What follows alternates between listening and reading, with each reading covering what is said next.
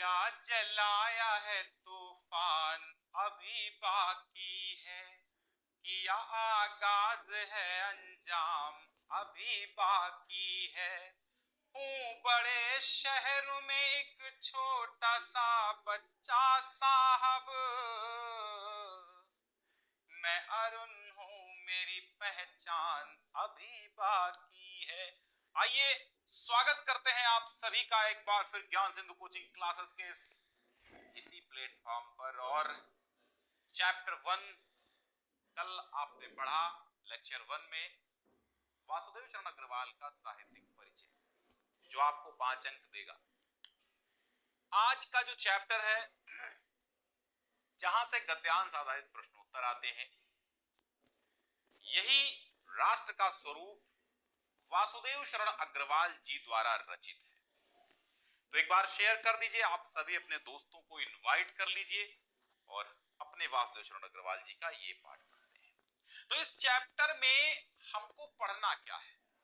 इस चैप्टर में डॉक्टर वासुदेव शरण अग्रवाल जी राष्ट्र के एक स्वरूप का प्रतिपादन करते हैं कि राष्ट्र का स्वरूप आखिर कैसे। देखिए दोस्तों, सर ने बहुत अच्छी सी एक कविता सुनाई है, जो कि इन सर के लिए लाइक कर दीजिए दोस्तों। जी हाँ दोस्तों, सब्सक्राइब कर दीजिए दोस्तों, लाइक कर दीजिए और सब्सक्राइब करने के बाद घंटी के बटन का निशान दबाएं और बेल आइकन को प्रेस करें। जी हाँ दोस्तों, देखिए सर अब आगे पढ़ाएंगे। प्रतिपादित होता है राष्ट्र का स्वरूप अगर बनता है तो कैसे बनता है? तो इन्होंने सिर्फ 3 बातें बताई हैं, केवल 3 तत्व निर्धारित किए हैं कि राष्ट्र का स्वरूप जन, भूमि और जन की संस्कृति। भूमि, जन और जन की संस्कृति, इन 3 से राष्ट्र का स्वरूप संपादित होता है। अगर इन 3 अंगों में से कोई एक अंग खत्म कर दिया जाए तो शायद राष्ट्र का स्वरूप अधूरा हो जाएगा, राष्ट्र बिल्कुल भी संपादित नहीं हो पाएगा। आइए इसी को हम पढ़ते हैं, इसकी व्याख्या समझते हैं। और अगर पढ़ते समय संपूर्ण व्याख्या आप समझ गए तो चुटकियों में आप इसके जो भी प्रश्न बनेगा आप कर लेंगे। लेकिन पहले आप समझिए, हमारे साथ शिवम कश्यप जी हैं, मोहम्मद शहीद, मानस चतुर्वेदी, विनोद कुमार जी, कोमल पाल जी, शिवम रावत जी, राज गुप्ता और ABHL, राघव मिश्रा, माई क्रिएशन, वंशिका मिश्रा, यारो यादव। बहुत बहुत स्वागत है आप सभी का। स्टार्ट तो हो गया, 8 बजे स्टार्ट होता है। 2-4-5 मिनट मैंने कहा था, इधर या उधर हो सकते हैं, ठीक है। यहां पर देखिएगा, सबसे पहले बात करते हैं हम। लगभग 1 घंटे की क्लास होगी। शुरुआत अगर आप आज अच्छी करेंगे तो कल बेहतर जरूर होगा। यही सोचकर भूमि, भूमि पर बसने वाला जन, ध्यान देना मेरे एक एक स्टेप का।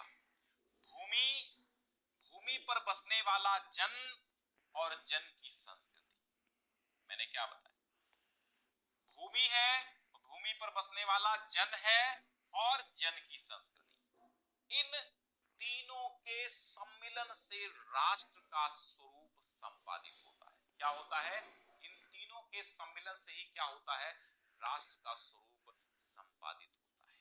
यानी अगर ये 3 लोग नहीं मिलेंगे, भूमि और जन न हो और जन की संस्कृति न हो, तो किसी को हम किसी भी देश और किसी भी एक जो स्वरूप, जो राष्ट्र है, उसको उसका सही स्वरूप नहीं होगा वो, ठीक। अब कहते हैं कि भूमि का निर्माण देवों ने किया। प्रश्न बनेगा कि भूमि का निर्माण किसने किया? देवों अर्थात देवताओं ने किया। ऐसा हमारी पौराणिक कथाओं में माना जाता है कि भूमि का निर्माण देवताओं ने किया है। अच्छा, जब देवताओं ने किया है तो ये अनंत काल से है। कहते हैं कब से है? ये अनंत काल से है। इसके भौतिक रूप, सौंदर्य और समृद्धि के प्रति सचेत होना हमारा आवश्यक कर्तव्य है। यहाँ पर हमारा आवश्यक कर्तव्य क्या बन रहा है कि इस भूमि के, हम क्या पढ़ रहे हैं? भूमि तत्व पढ़ रहे हैं। मैंने कहा राष्ट्र का स्वरूप इस चैप्टर में 3 तत्वों पर चर्चा की गई है भूमि, जन और जन की संस्कृति की। तो हम क्या पढ़ रहे हैं? भूमि। तो कहते हैं कि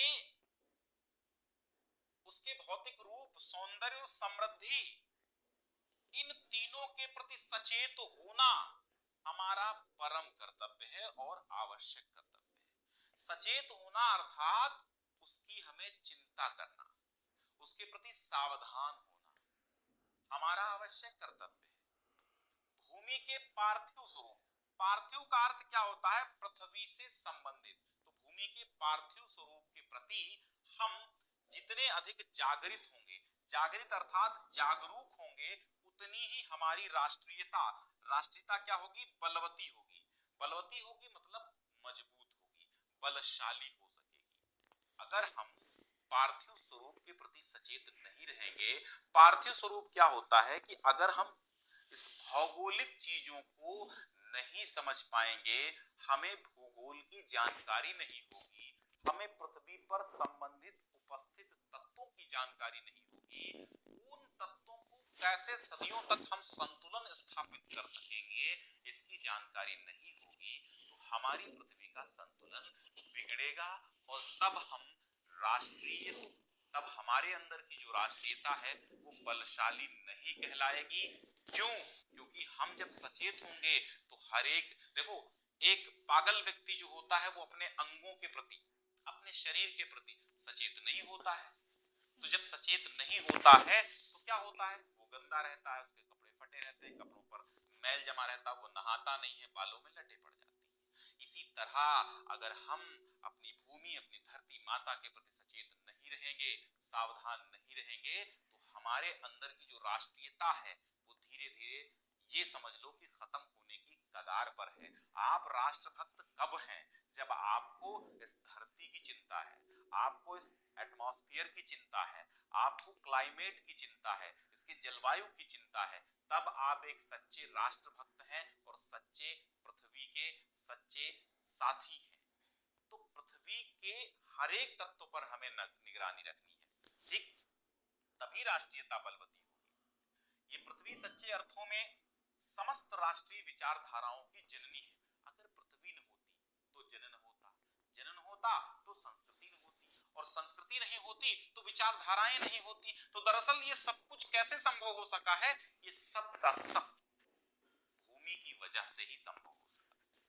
तो अगर देखें तो जो पृथ्वी है वो समस्त राष्ट्रीय विचारधाराओं की, समस्त राष्ट्रीय वर्गों की, समस्त राष्ट्र की समस्त संस्कृतियों की जो जननी है, जो माता है, वो धरती ही है। जो राष्ट्रीयता पृथ्वी के साथ नहीं जुड़ी है वो निर्मूल है। अब निर्मूल का अर्थ होता है जड़हीन, यानी निराधार है, बेकार है। अगर आप राष्ट्रीयता, आपके अंदर राष्ट्रीयता है और आप की राष्ट्रीयता पृथ्वी के साथ नहीं जुड़ी है, आप ये कह रहे हैं, अपने आप को राष्ट्रभक्त कह रहे हैं, आपके अंदर राष्ट्रीयता है, लेकिन आप पृथ्वी के साथ नहीं जुड़े हैं, आप धरती के साथ वो सामंजस्य स्थापित नहीं कर पा रहे हैं जो एक राष्ट्रभक्त में होना चाहिए, तो वो आपकी जो राष्ट्रीयता है वो निर्मूल होती है। ठीक, राष्ट्रीयता की जड़ें पृथ्वी में जितनी गहरी होंगी उतना ही राष्ट्रीय भावों का अंकुर पल्लवित होगा। अब कहेंगे सर इसका मतलब क्या है? यानी कहने मतलब यह है कि राष्ट्रीयता की जड़ें पृथ्वी में जितनी गहरी होंगी, अर्थात हम पृथ्वी को जितनी अच्छी तरीके से समझ पाएंगे, उसके सौंदर्य रूप के प्रति सचेत रहेंगे, उतनी हमारी राष्ट्रीयता बलवती होगी। और जब राष्ट्रीयता बलवती होगी तो हमारी जड़ें पृथ्वी में और गहरी होती चली जाएंगी, उससे संबंध हमारा और गहरा होता चले जाएगा, और राष्ट्रीय भावों का जो अंकुर है वो पल्लवित होगा, और एक दिन राष्ट्रीयता का महान विशाल वृक्ष तैयार हो जाएगा हमारे अंदर। ठीक है, इसलिए पृथ्वी के भौतिक स्वरूप की आद्योपांत, अब आद्योपांत का मतलब होता है आदि से लेकर के अंत तक, शुरुआत से लेकर के आखिरी तक जानकारी प्राप्त करना, उसकी सुंदरता, उपयोगिता और महिमा को पहचानना आवश्यक धर्म है। ठीक है, तो अगर हम अपने आप को राष्ट्रीय व्यक्ति कहते हैं, अगर आप कहते हैं कि हमारे अंदर राष्ट्रीयता है, तो भैया इस पृथ्वी की सुंदरता, उपयोगिता और महिमा को पहचानो, यही आपका आवश्यक धर्म है, अन्यथा आपके अंदर राष्ट्रीयता नहीं।